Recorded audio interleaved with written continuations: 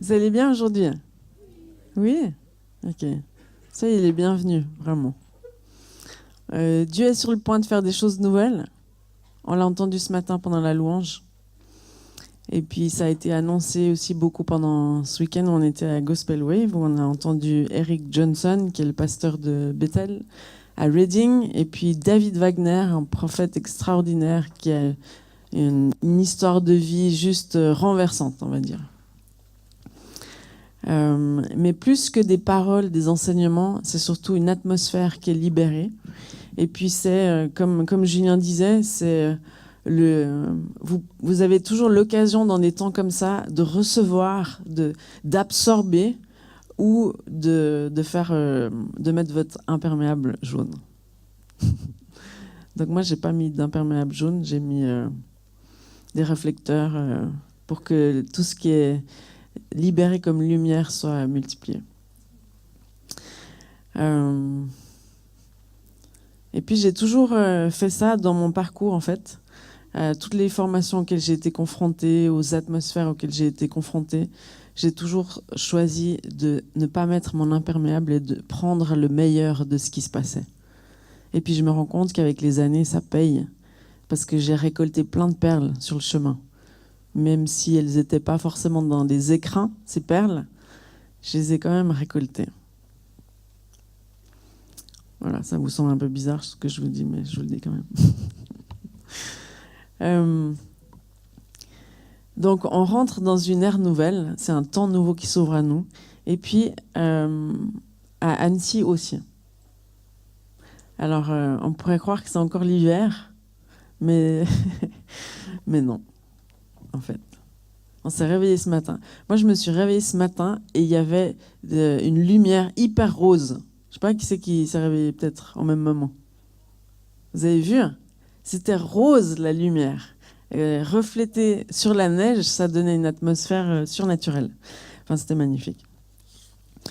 En fait, ce que je vais vous partager aujourd'hui, c'est les 3 absolus. Absolutes. Et puis, mais c'est un but et un sens que je vous le partage aujourd'hui. C'est parce que Dieu vous a recruté dans son armée. Il vous équipe de tout ce dont vous avez besoin. Premièrement, de votre identité de fils et de fille. Et puis, il vous appelle à vous lever et puis à guerroyer. Puis la vision que j'ai eue ce matin, c'est pas guerroyer selon Dieu, c'est pas comme plein de films nous montrent. C'est pas comme dans Tu ne tueras point. Moi, j'ai pas regardé jusqu'au bout le film parce que c'est beaucoup trop violent pour mon esprit. Mais guerroyer selon Dieu, c'est foncer là où Dieu nous demande de foncer, sans se préoccuper des ennemis potentiels sur notre route. C'est guerroyer par la danse, par la joie, par la reconnaissance. Et puis tout ça, en fait, ça fait fuir notre ennemi. Et donc la voie est libre pour continuer à conquérir le territoire que Dieu nous donne. Parce que Dieu nous donne des territoires et il nous demande de les envahir, de les conquérir. Avec ses armes, sa parole, son intention, sa lumière.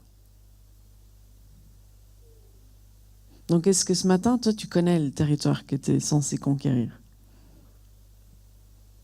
Tu le découvres sur le chemin, tu vois là où tu vis, là où tu es placé, là où tu te sens sensible ou sensibilisé, c'est ton territoire. Donc pour tenir sur la route, en fait c'est ça que j'aimerais vous donner comme trésor, c'est qu'il y a des choses qui vont vous faire tenir sur la route, qui vont vous permettre l'endurance et qui vont vous permettre d'aller chercher la victoire. Parce qu'il y a un trajet pour aller chercher la victoire. On sait qu'elle est au bout. Quand on court une course, on sait qu'à un moment donné, il y a une arrivée, non? Le petit ruban, là. On se voit tous en train de lever les bras comme ça pour pousser le ruban d'arrivée. Donc on sait qu'il y a une arrivée. Mais notre objectif, vu qu'on sait qu'il y a l'arrivée, pour nous, c'est la victoire, l'arrivée. Toujours. L'arrivée, pour nous, c'est la victoire. elle est assurée en Jésus, ça c'est sûr. Mais en fait, la question c'est plutôt comment arriver jusqu'au bout pour recueillir cette victoire et puis en être au bénéfice. Donc, si vous étiez en train de courir une course, je vous dirais, les petits verres d'eau, c'est ce qui va vous permettre d'aller jusqu'au bout. Les encouragements de la foule, c'est ce qui va vous permettre d'aller jusqu'au bout. Votre entraînement, votre discipline, c'est ce qui va vous permettre d'aller jusqu'au bout. Quelques petites barres de pas de céréales, hein, ça c'est nous quand on prêche. Non, pas quand on prêche. Mais ceux qui courent, ils prennent des shots, si c'est pas du dopage, mais des petits. Une fois, j'ai fait le Mont Rose pour l'anniversaire de mon père, et puis on prenait des petits jus hyper vitaminés. C'est pas ce qui m'a permis d'aller jusqu'au bout, mais ça a certainement contribué. C'est de prier beaucoup en langue qui m'a aidé, en fait, à arriver jusqu'au bout. Donc, une des premières clés ou un des premiers trésors qui va vous permettre d'aller jusqu'au bout, c'est de pardonner. Alors ça, vous avez déjà entendu 1001 fois ce sujet-là. Pour moi, c'est un sujet phare parce que dans la formation Cœur à Cœur, Ésaïe 61, là, qu'on fait depuis 12 ans, les sujets qu'on enseigne pendant une journée entière, c'est 3 sujets. C'est des sujets qui sont nés d'une frustration pour ma vie personnellement, mais c'est vraiment des sujets que Dieu m'a donnés comme des turning points, je ne sais pas comment dire, comme des cadenas à ouvrir dans les vies. Donc le pardon, c'est vraiment un trésor ultime pour vos vies, pour arriver jusqu'au bout. Avec Julien, on a toute une histoire d'église, mais on a surtout des histoires de division à répétition d'église. Des explosions d'église, des conflits impressionnants, des rages, des choses pas très jolies qui se passent dans l'église. Et puis on a vu en fait, dans la durée, dans l'évolution, on a vu très clairement, c'est comme l'armée de Gédéon, comment Dieu il trie les soldats. Il n'en reste plus que 300. Il y a ceux qui buvaient d'une certaine façon et d'autres qui buvaient d'une autre. Et puis nous, on a vu en fait que l'armée de Gédéon, elle était choisie selon 2 critères, ceux qui pardonnaient et ceux qui ne pardonnaient pas. Et on en a vu plein qui avaient des postes à responsabilité, qui avaient décidé de ne pas pardonner et qui aujourd'hui ne sont plus vraiment chrétiens, on va dire. Donc ça, c'est une clé extraordinaire, le pardon. Mais il faut le comprendre dans son essence. Il faut le comprendre que c'est une protection pour nous. Il faut le comprendre que c'est pour notre bien à nous premièrement et pas pour celui à qui on pardonne. Parce que lui, en fait, c'est pas notre problème, c'est Dieu qui va s'en occuper. Mais Dieu, il nous dit une chose, c'est dans Proverbe 4, versets 23 à 24, « Garde ton cœur plus que toute autre chose, car de lui viennent les sources de la vie. » Donc si tu gardes pas ton cœur, puis ça c'est avec le pardon que tu le gardes, après on verra comment on l'entretient. Mais déjà, garder son cœur, c'est pardonner. Moi j'étais une fois un petit voyage avec des francophones à Las Vegas, puis à un moment donné on avait des questions qu'on a pu poser à Paul Goulet, celui qui nous accueille dans son église. Et puis on lui a demandé « Paul, comment tu fais pour tenir le coup ?» Alors on savait qu'il faisait du sport, on savait qu'il profitait de sa famille, qu'il passait du temps avec sa famille, avec sa femme, dans la prière, dans la parole de Dieu. Mais sa réponse c'était « Je pardonne chaque jour. Chaque jour, je pardonne.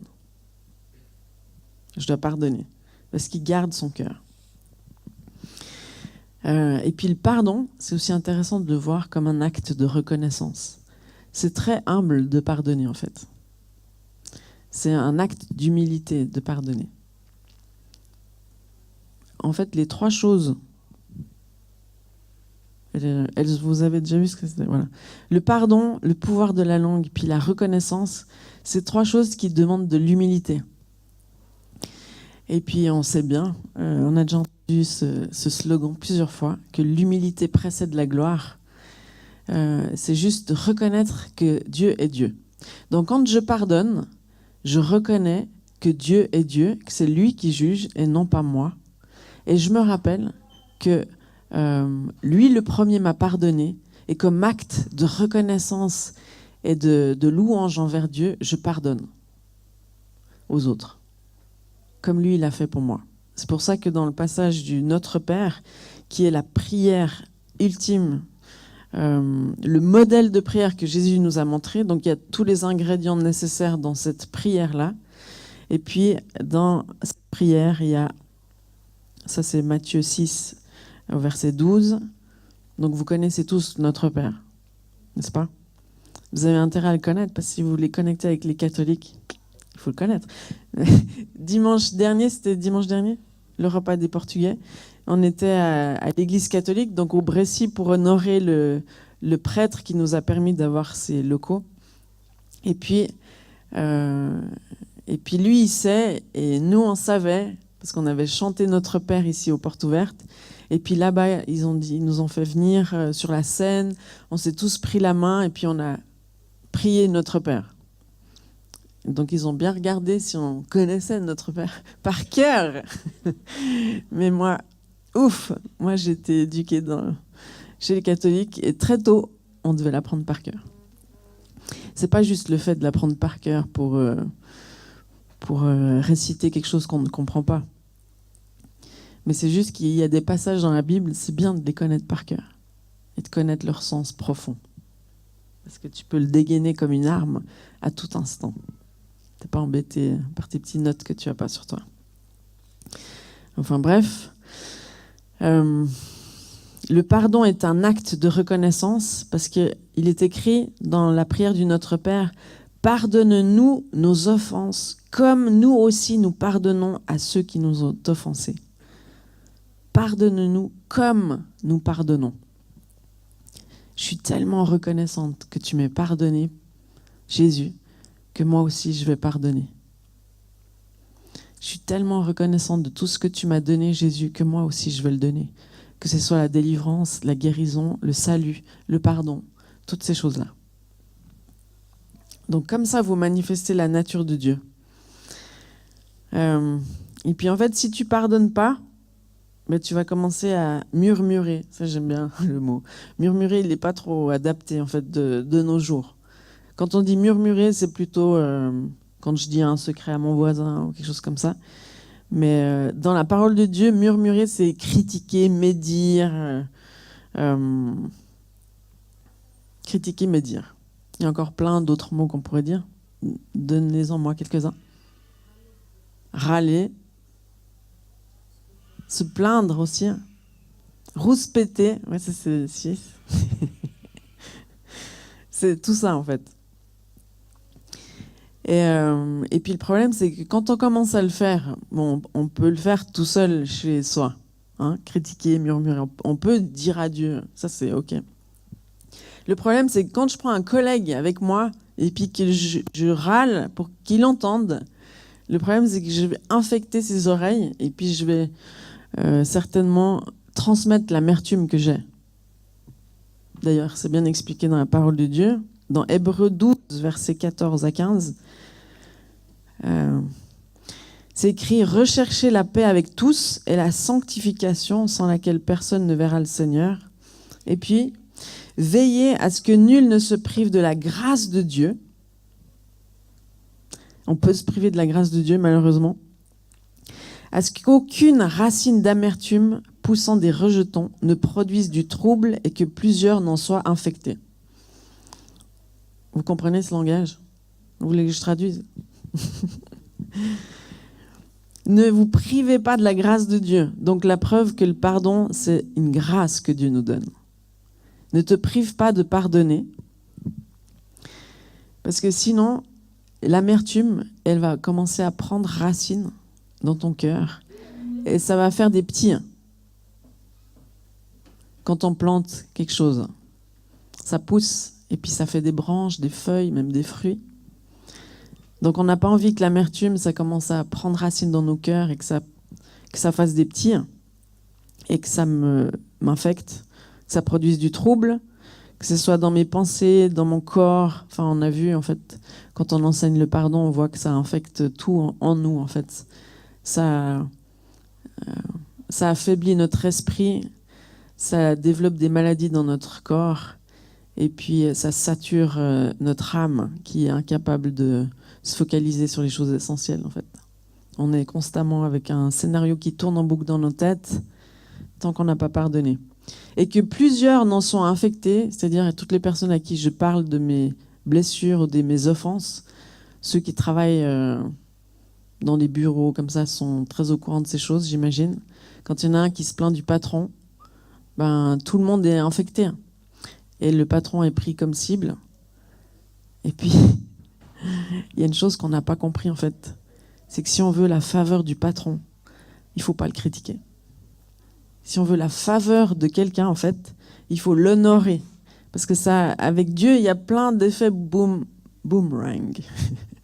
Il y a plein d'effets boomerang. C'est le principe des semailles et de la moisson. Moi, j'aimais bien une fois, j'entendais une femme qui prêchait, puis elle disait « Est-ce qu'il y a des parents, est-ce qu'il y a des personnes qui n'ont pas encore d'enfants dans la salle ?» Et puis il y en a qui disaient « Ouais, moi !» Puis il disait « Alors, je vais vous enseigner un truc qui va vous servir pour toute votre vie. Ne jugez jamais les parents qui ont des enfants. Ne les jugez pas comment ils éduquent leurs enfants, pourquoi ils achètent des chewing-gums à la caisse, pourquoi ils tombent dans tous les panneaux. Ne les jugez pas. Parce que si vous faites ça, quand vous serez parents, il y aura un effet boomerang. Et vous allez vivre ce que vous avez jugé chez l'autre. » C'est chaud, hein? Moi, j'en ai eu des revers de boomerang. Mais ça, c'est pas que dans l'éducation des enfants, mais c'est un sujet en particulier où on juge vite et facilement. Donc ça, c'est important de le savoir. Vous avez saisi la perle, là? Vous êtes prêts pour la deuxième? Ok. Alors, c'est le pouvoir de la langue. Moi, ça, c'est toutes des choses que j'enseigne à mes enfants parce que c'est vraiment des basiques pour tenir bon. Même survivre dans la vie, quoi, tout simplement. Proverbe 18, 21, « La mort et la vie sont au pouvoir de la langue. Quiconque l'aime en mangera les fruits. » Ça, c'est un verset super connu. Enfin, vous le connaissez? Je dis super connu par moi, mais est-ce que vous le connaissez? On vous l'a dit plusieurs fois? Est-ce que vous l'avez médité? Non. Alors en fait, les paroles qui sortent de notre bouche, que j'entends, en fait, ça révèle souvent le cœur. Parce qu'on dit que c'est l'abondance du cœur que la bouche parle.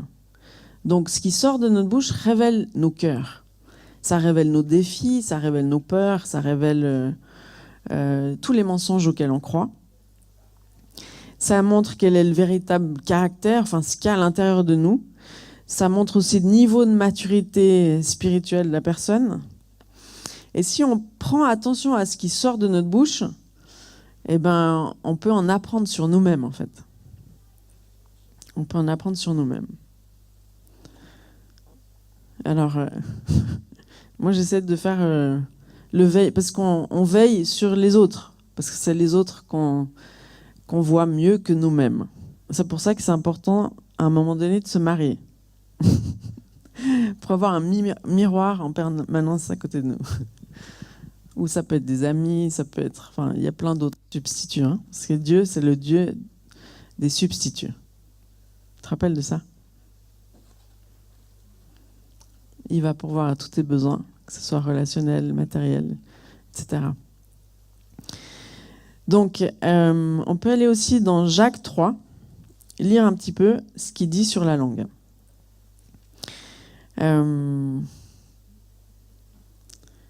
Donc, j'étais en train de vous dire l'expérience. Donc, quand on est marié, on peut coacher notre mari. Si on se laisse coacher par lui aussi. C'est-à-dire qu'on veille l'un sur l'autre. Et puis, c'est vrai que moi, j'ai le défaut de savoir pertinemment ce que des actions peuvent produire dans les vies et les mensonges qu'ils peuvent engendrer, vu que je suis coach sozo. Et j'entends plein d'histoires de vie et plein d'histoires de cause à effet. Enfin, je sais ce qu'un événement va produire comme mensonge ou comme conséquence dans une vie, par exemple. Je sais ce que les paroles peuvent produire chez quelqu'un. Et je sais aussi le rôle de celui qui libère les paroles, ce que ça peut produire sur les enfants, la femme ou tout ça. Enfin, et inversement. Donc, quand on ne sait pas, ça va, on nage on nage quoi, dans l'eau, sans se rendre compte que tout est noir. Mais quand on sait ce qui est bien, c'est comme Paul qui disait, moi je sais ce qui est bien et puis je fais pas ce qui est bien, c'est encore pire de savoir. Mais de savoir, ça nous aide aussi à quoi est-ce qu'on doit aspirer. Et puis aussi de reconnaître ses limitations et puis de faire appel à la grâce de Dieu qui va nous aider à arriver jusqu'à l'objectif. Donc, sans vision, mon peuple périt, il faut avoir une vision dans la vie. Donc, il faut savoir ce qui est bien et mal pour poursuivre cet objectif, poursuivre le cœur de Dieu. Donc, je vous lis un petit peu Jacques, d'accord ? Jacques, chapitre 3, verset 5. De même, la langue est un petit membre et elle se vante de grandes choses. Voyez comme un petit feu peut embrasser une grande forêt. Embraser. La langue aussi est un feu, c'est le monde de l'iniquité. La langue est placée parmi nos membres, souillant tout le corps et enflammant le cours de la vie, étant elle-même enflammée par la géhenne. Toutes les espèces de bêtes, d'oiseaux, de reptiles et d'animaux marins sont domptées et ont été domptées par l'homme, mais la langue, aucun homme ne peut la dompter. C'est un mal qu'on ne peut réprimer. Elle est pleine d'un venin mortel. Par elle, nous bénissons le Seigneur notre Père, et par elle, nous maudissons les hommes faits à l'image de Dieu. De la même bouche sortent la bénédiction et la malédiction. Il ne faut pas, mes frères et sœurs, qu'il en soit ainsi. Donc c'est important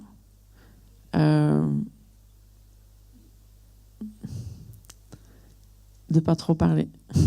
En fait, quand on parle trop, on s'égare souvent. C'est important de réfléchir à ce qu'on dit, puis de veiller sur ce qu'on dit. Et puis, quand on n'en peut plus, puis qu'on a besoin de parler, on va faire attention à qui on va partager ce qu'on a besoin de partager. Des fois, on a besoin d'épancher son cœur, et puis ça, c'est OK. Mais à ce moment-là, tu dois faire attention à qui tu épanches ton cœur. Une personne qui saura te remettre sur le droit chemin et qui ne va pas commencer à tomber dans le piège d'en vouloir aussi au monde entier. D'accord ? Ça, c'est vraiment un signe de maturité.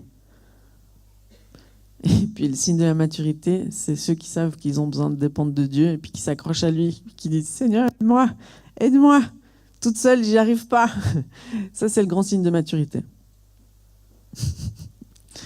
De savoir sous quelle grâce on doit être pour tenir bon. C'est important que tu comprennes que tu ne peux pas recevoir l'honneur de la personne que tu critiques. Tu ne vas pas recevoir la grâce et puis tout ce dont tu as besoin de la personne que tu critiques. Donc en fait, ton patron, si tu es ici en France, tu as un patron, tout le monde critique le patron. C'est la culture, non ? Ou je me trompe ? C'est la culture. Puis après, on a envie d'un salaire qui soit augmenté, on a envie de la faveur du patron. Qui c'est qui n'a pas envie de la faveur du patron ? On a tous envie et besoin de la faveur du patron. Donc en fait, si tu veux la faveur du patron, commence à le bénir. Commence à t'abstenir de le critiquer ou de participer à des discussions qui critiquent le patron.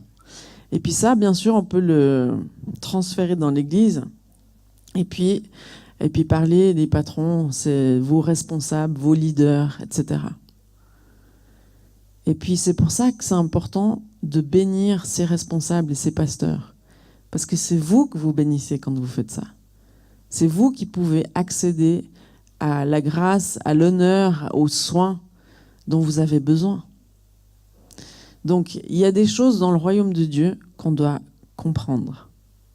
Il y a des aspects de la nature de Dieu qu'on doit saisir. Comme la reconnaissance. J'en viens là, j'essaie de faire court. La reconnaissance. La reconnaissance, c'est une puissance, les amis. La vie et la mort, c'est deux puissances. Et donc, si avec ta bouche, tu peux bénir, tu peux ressusciter les morts, tu peux guérir les malades, tu peux délivrer les captifs, tu peux prophétiser, annoncer l'avenir, tu peux édifier, tu peux encourager, tu peux consoler, tu libères une puissance de vie. Avec ta bouche, tu peux détruire, tuer, anéantir, briser, désespérer, pousser au suicide. Enfin, tu peux. Il y a une puissance. Donc tu dois comprendre les puissances qui sont à ta disposition et ce que tu es appelé à faire avec cette puissance. Il y a une grande responsabilité à chaque fois qu'il s'agit de puissance, que ce soit l'autorité. Donc plus tu es en position d'autorité, plus tu es responsable de ce que tu vas dire. N'est-ce pas ? Dans la famille, si je prends l'image de l'Église, la plus petite, c'est la famille. La famille, c'est ma première église. Dieu est amour, d'accord ? Il est bon. Et puis, il va se manifester au milieu de nous. Ça veut dire quoi ? Au milieu de nous, ça veut dire dans nos relations. C'est là qu'il atterrit. La présence de Dieu, elle cherche des pistes d'atterrissage. Et ces pistes d'atterrissage, c'est nos cœurs, oui, mais la pleine expression de Dieu, elle se manifeste dans les relations. C'est pour ça qu'il nous a créés, Dieu. C'est parce que pour exprimer son amour, il avait besoin de personnes dans lesquelles déverser son amour. C'est pour ça qu'il nous a créés. Il avait besoin d'exprimer son amour, de manifester son amour. Puis ça, je peux le faire que sur l'autre. Toute seule dans ma chambre, je ne peux pas le faire. Je peux louer Dieu si on considère Dieu, mais je dis au milieu de nous. Dieu, il se manifeste dans les relations. Il se manifeste quand on pardonne, quand on se réconcilie. Il y a une puissance qui est libérée. Et puis ici, ce lieu, ici, ça a été déclaré comme une ambassade de réconciliation. Et puis dans les fondations de cet endroit-là, il y a plein de choses qui se sont faites dans le passé. Mais ce que Dieu veut faire aujourd'hui, c'est libérer une puissance d'unité extraordinaire. Et puis pour vivre dans l'unité, on a besoin de se pardonner. On a besoin de libérer la vie et non la mort avec notre langue. Et puis on a besoin d'être reconnaissant. Parce que la reconnaissance, c'est une protection contre la convoitise. La reconnaissance, c'est une protection du cœur. La reconnaissance, ça ouvre le ciel qui est sur vous et ça libère la faveur de Dieu. La reconnaissance, les amis. Je vous lis des petits passages bibliques, après je vous en dirai plus. 1 Thessaloniciens 5, 18. Rendez grâce en toutes choses, car c'est à votre égard la volonté de Dieu en Jésus-Christ. Éphésiens 5, 20. Rendez continuellement grâce pour toutes choses à Dieu le Père au nom de notre Seigneur Jésus-Christ. Matthieu 14, verset 19. Il fit asseoir la foule sur l'herbe, prit les 5 pains et les 2 poissons, et levant les yeux vers le ciel, il rendit grâce, puis il rompit les pains et les donna aux disciples, qui les distribuèrent à la foule. Et puis là, c'est la grosse multiplication. Mais ça a commencé par rendre grâce. Libérer la puissance de Dieu. Philippiens 4, 6. Ne vous inquiétez de rien, mais en toute chose, faites connaître vos besoins à Dieu par des prières et des supplications avec des actions de grâce. Ça veut dire que quand je demande quelque chose à Dieu, je dois aussi le remercier pour ce qu'il m'a donné. C'est ça que ça veut dire. Colossiens 2, 7. Étant enracinés et fondés en lui et affermis par la foi, d'après les instructions qui vous ont été données, et abondez en actions de grâce. Vivre et marcher dans la reconnaissance implique une notion, une part d'humilité, comme je vous disais avant. C'est un sacrifice. C'est une des premières choses qu'on apprend aux enfants, c'est à dire merci. En fait, si tu observes un petit peu, si tu as une famille, et puis si tu enseignes ça à tes enfants, moi je me dis en fait, apprendre à pardonner et à demander pardon, ça c'est dans le top 1 de ce qu'on enseigne à nos enfants. De faire gaffe à ce qu'on dit, c'est le top 2. Quand il y en a qui insulte son frère, il doit lui dire plusieurs qualités. Ça prend un certain temps, mais c'est un exercice très important. Et puis, le top 3 du top 50, ça n'existe plus, je sais plus. Je vieillis avec le temps qui passe.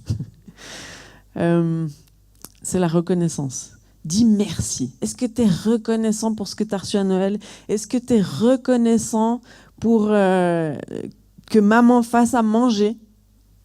Est-ce que tu es reconnaissant que tu es ta petite banette avec ton prénom et tous tes habits sont lavés comme par miracle, repassés et qu'ils sentent bon?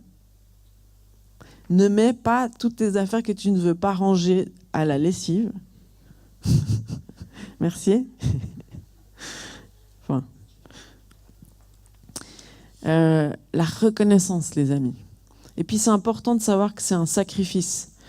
Donc juste la notion que je veux vous laisser, c'est que à travers ce passage dans Hébreux 13, 15,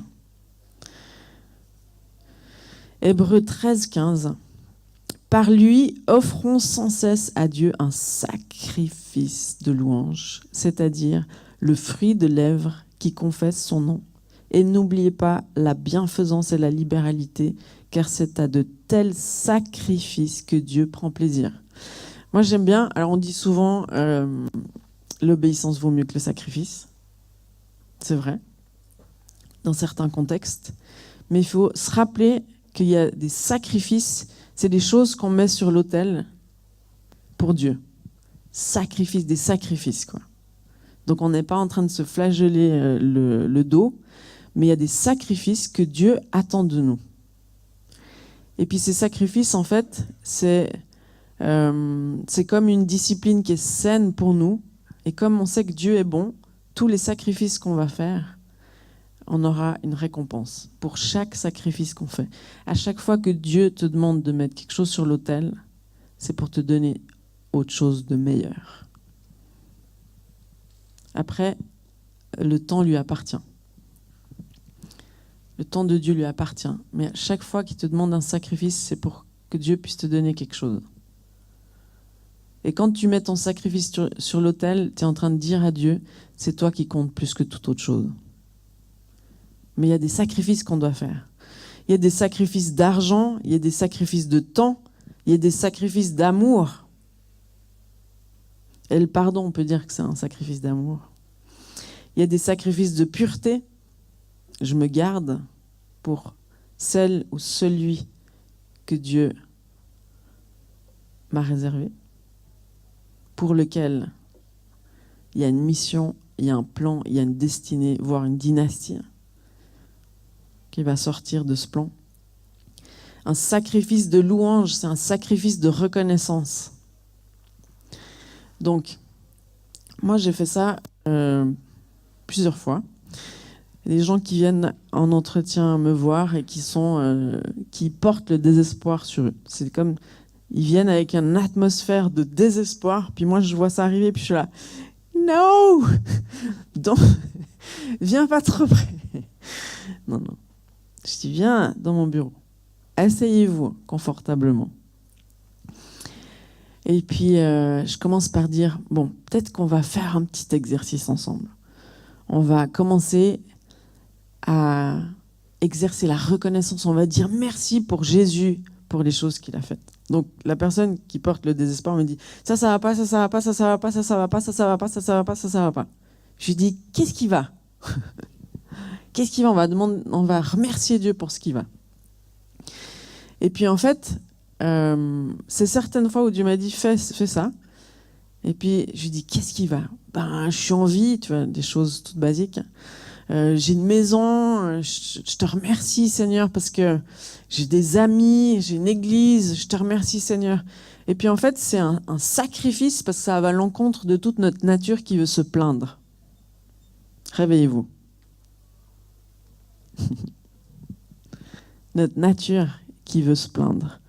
tu dois contre-attaquer par la reconnaissance. Et puis c'est comme l'intercession, c'est comme le jeûne et la prière. Qui se réjouit le lundi matin de chaque premier mois et se dit « Chouette, aujourd'hui je vais jeûner et prier ». Qui fait ça? Personne. C'est un mensonge. Non, toi tu te réjouis pour ce qui va venir après. Mais le matin, tu te réjouis pas. Le matin, tu es là, mon corps il va souffrir, je vais devoir jeûner. Et puis il va falloir que j'aille intercéder, il y aura 2 plaies, 3 tondus. Ou personne, des fois. Mais là, il commence à y avoir un peu plus de monde. Et c'est super. Et puis après la session de prière, on est là, waouh, c'est énorme. Dieu s'est manifesté, il nous a parlé, il nous a encouragés, il a annoncé l'avenir, il a annoncé le réveil, on est prêt. Et puis il y en a qui disent, on pourrait faire ça tous les lundis.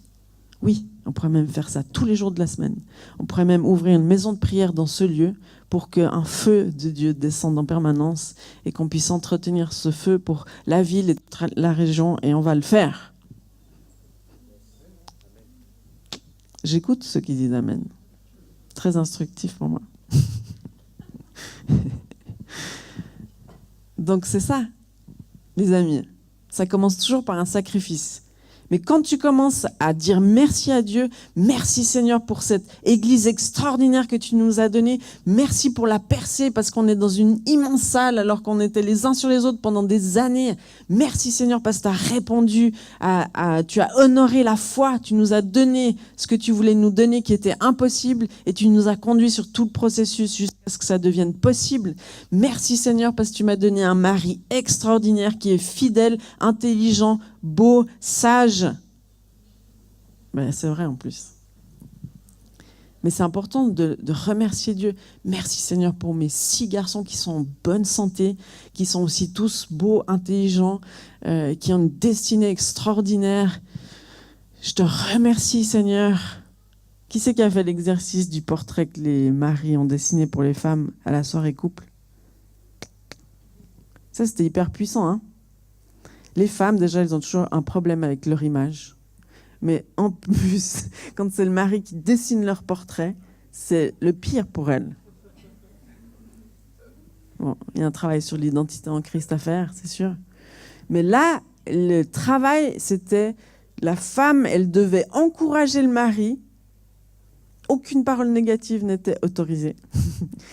Que de l'admiration, de l'encouragement, de l'édification et de la valorisation. Ah, ça c'était l'exercice du siècle, les amis. Mais à ce moment-là, il y a une puissance qui est libérée, extraordinaire. Parce que tu réalises que comme tu peux dire du mal de tout, tu peux dire du bien de tout. Vous allez me dire, bah non, pas de l'ennemi. Je sais pas, c'est des fleurs. Même l'ennemi, dans tout ce qu'il fait dans nos vies, Dieu le tourne pour sa gloire.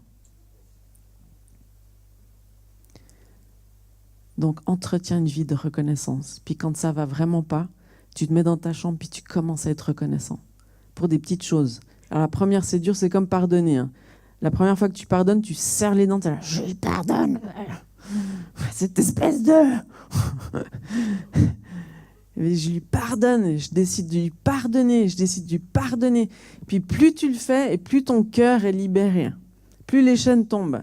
La reconnaissance, c'est la même chose.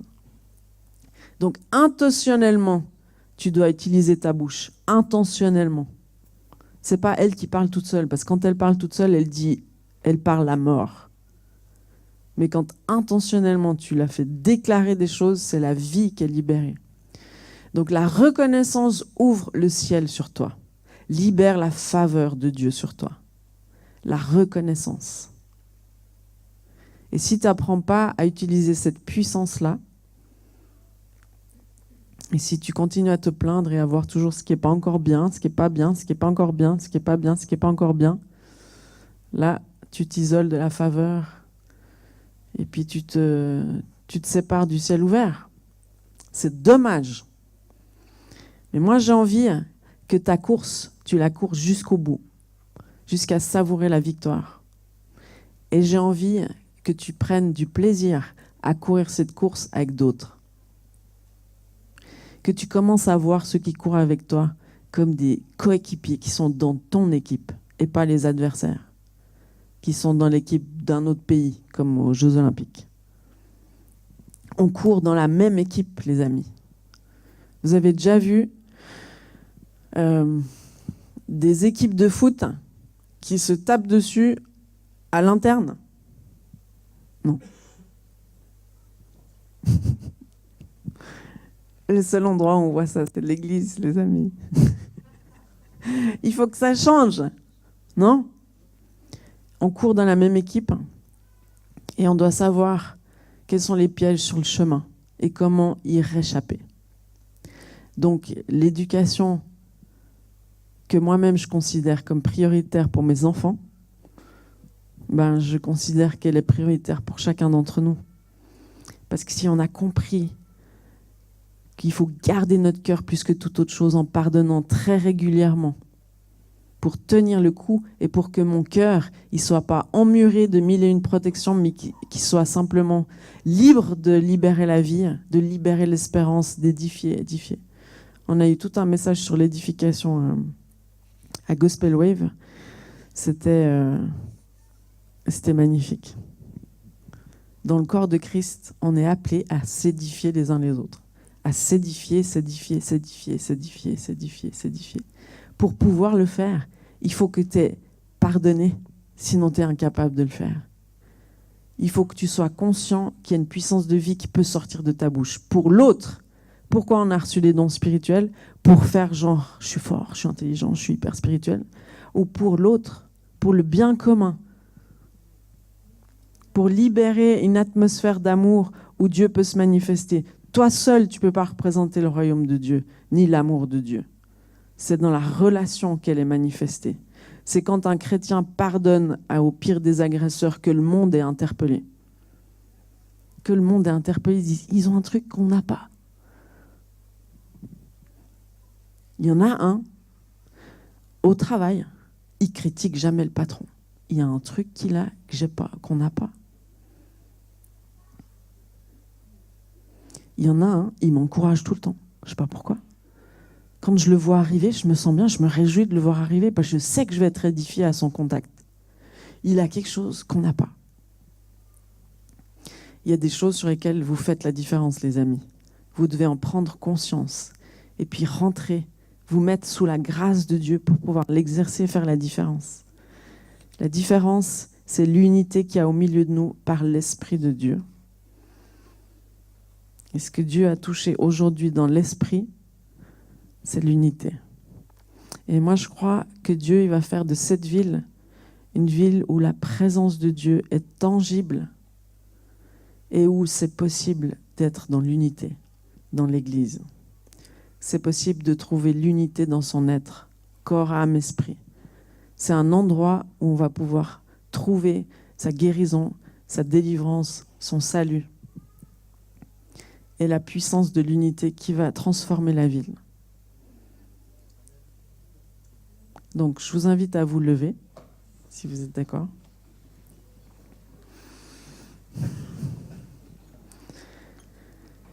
Et puis à vous donner la main. Tout le monde aime ça dans l'église. Donnez-vous la main. On dit, ah non, pitié.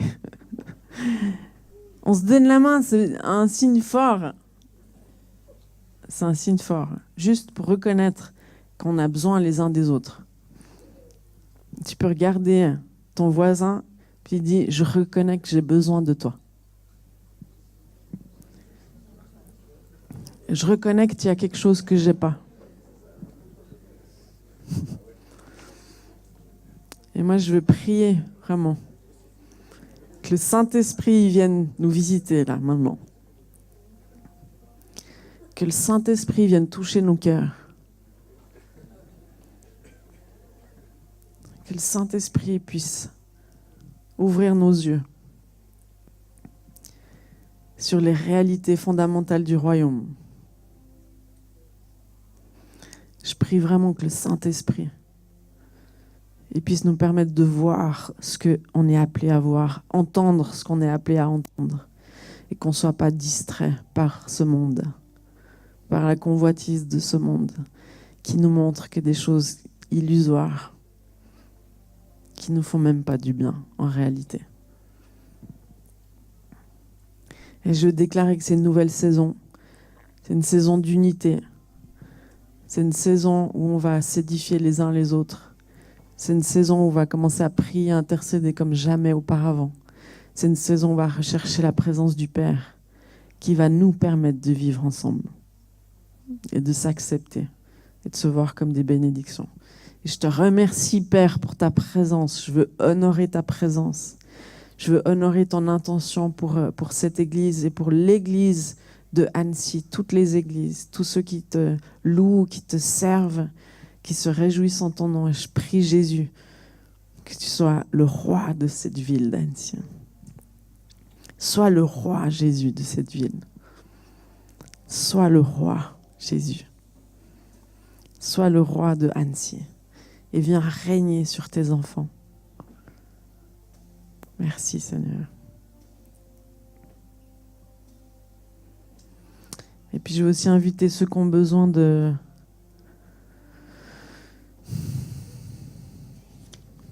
plus de Jésus dans votre vie. Vous pouvez venir devant et puis on va prier pour vous. Mais que vous ne repartiez pas les mêmes. Alors soyez bénis.